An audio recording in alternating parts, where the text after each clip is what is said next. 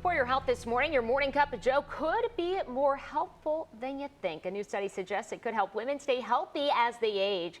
Dr. David Geyer here to break down the findings. And Dr. Geyer, we were just talking about how every few years coffee's good for you, coffee's bad. You know, back and forth, I've seen it just being a morning anchor, and we get really excited about it when it's good. And this was specifically for middle-aged women. Yeah, and you're absolutely right. We've seen all different kinds of studies looking at specific diseases, looking at just overall, complications. But this one was looking at over a long period of time, 30 years, women in their 50s, and it showed, as we were talking about off the air, a small benefit, but a definite benefit in terms of healthy aging into your 80s, still being alive, good physical functioning, not having the 11 major chronic diseases, good memory issues. So there definitely seems to be an upside if you're already drinking coffee with sticking with it. And there's something specifically about coffee, because it also looked at caffeine, sodas and things of that nature, and that showed, I think, a reduction, but it was the coffee that gave you an increase. It definitely was. Decaf coffee didn't have the benefits, Right. Tea didn't have the benefits, and probably most shockingly, caffeinated soft drinks actually not only were not helpful, but they were detrimental, 20 to 26% decrease in healthy aging. So it's something about caffeinated coffee, a little bit the caffeine, but the other substances in it, the antioxidants and polyphenols, that may have an effect. I love hearing this. It's like music to my ears.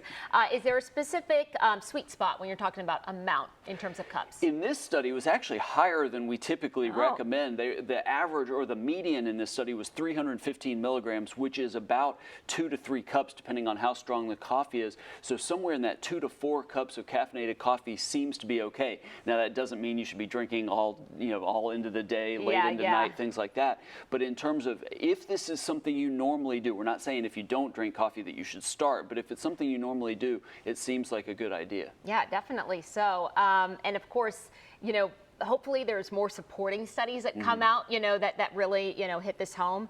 But just more proof, coffee is not harmful. Yeah, like I said, I wouldn't start if you don't already drink coffee. And if you've got issues like high blood pressure, heart disease, anxiety, sleep issues, maybe talk to your doctor. But having said that, I think if it's something you normally do, especially if you can do it without tons of the sugar and other sweeteners, I think coffee can be a good part of your lifestyle. That's key too. I think this was specifically black coffee. So yeah, and it's not to say that there aren't maybe low-fat alternatives, but yes, once you get to multiple ingredients, lots of calories, you probably lose some of the health benefits. All right, Dr. David Geyer, always great talking to you. Thanks so much.